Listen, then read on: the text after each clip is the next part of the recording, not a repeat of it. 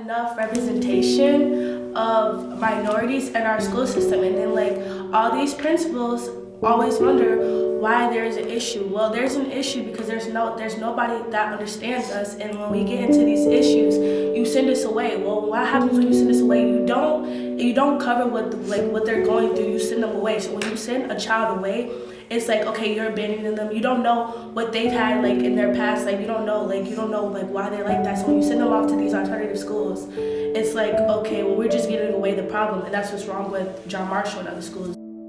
This year, there are going to be millions of our children that we're going to needlessly lose. That we could, right now, we could save them all.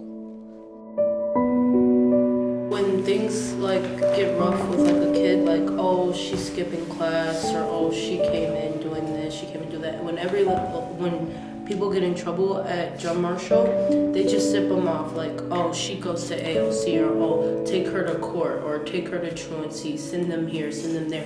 They don't never try to really fix the problem. You know, like she said, you don't never know what's really going on. They don't really care what's going on at home with these students. They've never cared. They never ask. They never come in. How's your day?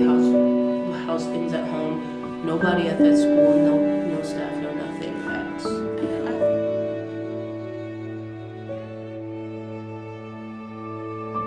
And I witnessed her afraid to speak up for us. And I told her I wanted to have a teen summit with the youth, and you know what she said?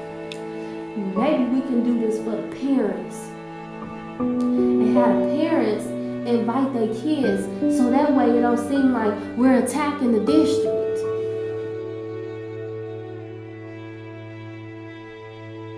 Now, I'm gonna ask you girls a series, y'all young ladies, beautiful queens, a couple questions, and I just want you to raise your hand, okay?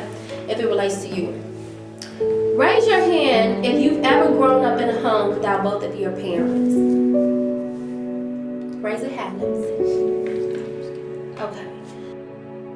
Raise your hand if you've ever been exposed to a family member who was addicted to drugs or alcohol. Okay. Raise your hand if your family has ever experienced a time where they had to worry about where the next meal is going to come from or how they're going to pay their bills.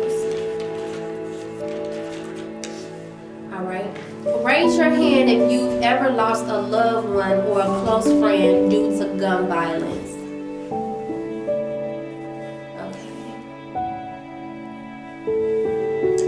Raise your hand if you've ever seen or heard of students doing drugs in your school.